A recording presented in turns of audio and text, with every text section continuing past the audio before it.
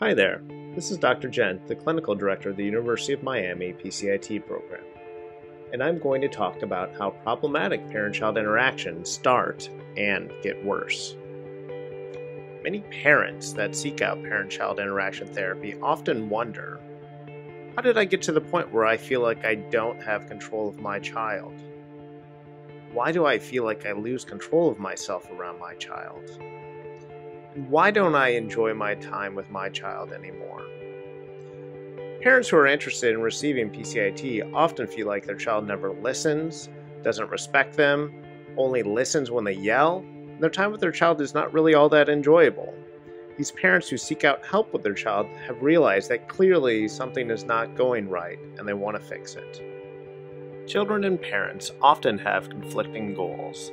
This is part of all parent-child relationships, regardless of whether a child has behavior problems or not. For children, the goal is to have fun. Plain and simple, children want to have fun as long as there are not any consistent negative consequences related to that fun. Children will continue to play and do things that they see as being fun. We as parents, while it's hard to believe at times, were in fact children once. There was a time where fun was also our number one goal. However, as we grew older and our responsibilities increased, we learned that sometimes having fun can have negative consequences. For most of us, if we had to choose between our favorite activity versus going to work or completing chores around the house, most of us would choose the fun activity. However, if we learned that if we choose to have fun instead of going to work or doing chores, we might get fired or have a really messy house.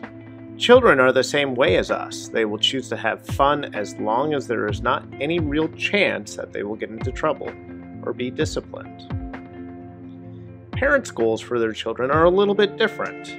Most parents would like it if their children behaved in a certain way. Would you rather have a child that was polite and nice towards others all the time, or a child that's angry and upset all the time? Most parents would like for their children to actually follow directions the first time given. And lastly, parents do in fact want their children to have fun, but not at the cost of behaving and following directions. So problems between a parent and a child can begin when a parent's behavior interferes with the child's fun. For example, if a parent tells a child to put the blocks away because it's time to leave while the child's in the middle of building a castle, there may be problems that follow. Problems can also start when children do not do what parents tell them to do. For example, if a child refuses to put the blocks away and now the family is beginning to run late, problems may follow. Finally, when a child resists a parent's request, the parent might give in and allow the child to continue to play. Clearly, this could become a problem over time if a parent gives in more often than holding firm to their request. However, if the parent holds firm to their request by intensifying their response, it might cause negative feelings between the parent and the child. Giving in or intensifying a response can both increase problematic interactions between parents and children. Let's first talk about what happens when a parent intensifies their response. In this scenario, we have a parent whose goal behavior for their child is to put the blocks away. The parent could choose to politely tell the child to put the blocks away. For example, please put the blocks in the toy bin. If the child listens, then the parent will learn that my child will listen to me when I politely tell him what to do. But if the child refuses to put the blocks away, then the parent potentially learns that politely telling my child what to do does not work. If the parent really needs those blocks put away, then they will try something else to get their child to listen. The parent might escalate to firmly telling the child to put the blocks away. Put the blocks away. Notice that the tone of voice is more aggressive and perhaps is meant to demonstrate the message of, I mean business. If the child listens, then the parent learns that firmly telling the child what to do works. But if the child still refuses, then the parent learns that firmly telling their child what to do does not work. At this point, the parent is likely beginning to feel frustrated or even angry because their child is not listening. So the parent may escalate to yelling, "Put the blocks away now!" If the child listens, then the parent learns that perhaps being polite or even being firm does not work. Rather, I need to yell at my child to get him to listen. However, if that child still refuses to put the blocks away after being yelled at, the parent may escalate the response again. The parent may threaten the child. If you don't put the blocks in the bin, I'm going to spank you, or you better put those blocks away or else. If the child listens, then the parent learns that threatening the child works. But if the child refuses, then the parent may escalate to some type of hitting behavior, such as spanking or smacking the child out of anger, because they just are not listening. If this works and the child listens, then the parent may be more quick to use spanking behaviors in the future. The take-home point is that typically if we try something and it does not work, we don't try it again. Instead, we try new things until we find something that does work. Once we find something that works, we are less likely to force ourselves to try things that have not worked in the past. That is, if a parent has learned that politely telling their child what to do rarely works, then a parent is more likely to start with yelling or threatening to get their child to listen. That said, most parents do not enjoy yelling at or threatening their child, but will use these strategies if necessary because they have come to believe that these are the only things that work. While parents are escalating their behavior to achieve the goal of their child listening, children are likely to behave in a way to achieve the goal of continuing to have fun. In some cases, children may escalate their own behavior in order to achieve that goal. For example, when a parent tells their child to put the blocks in the toy bin, clearly putting the blocks away is not as much fun as continuing to build a castle, so the child may choose to ignore their parent's request and continue to play.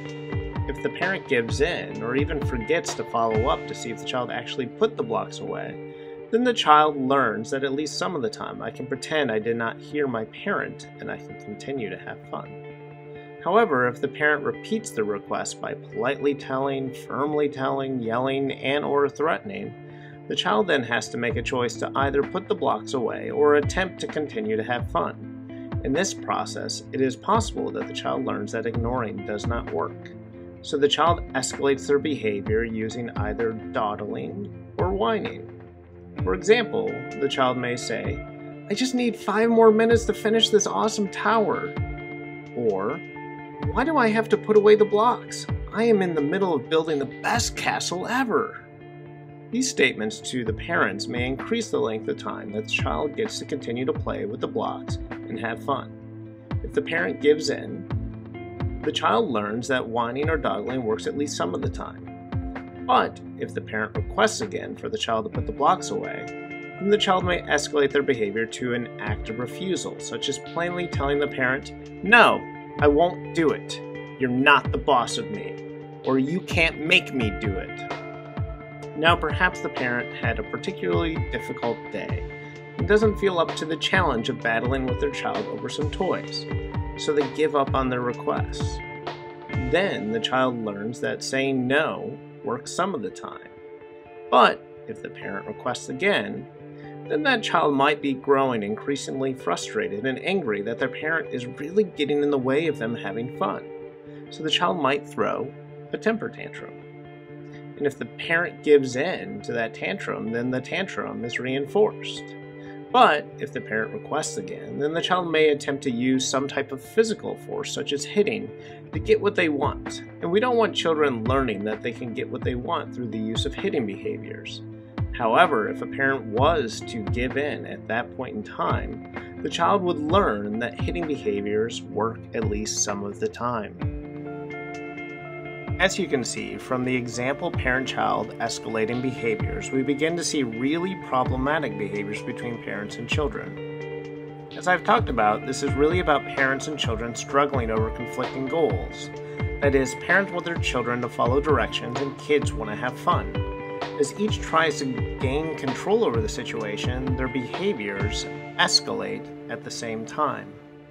This really results in an ongoing tug-of-war between the parent and the child.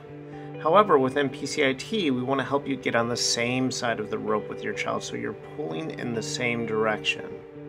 Because we know that pulling in opposite directions is really stressful for your family. We know that these escalating behaviors can result in parents and children having negative feelings towards one another. Based on what we've already talked about, you can see how quickly interactions between parents and children can become increasingly harsh. All of this stress, negative feelings, harsh interactions between a parent and a child can lead to avoidance. Typically, we don't purposely try to interact with people that we view as mean or even hateful, or with people that we think don't treat us well. This can happen for both parents and children. Parents feel like they have to walk on eggshells or are afraid of what their child is going to do next. Children may feel like that whenever their parent comes around, all they do is yell. Clearly, these are big problems that we want to help your family with over the course of PCIT.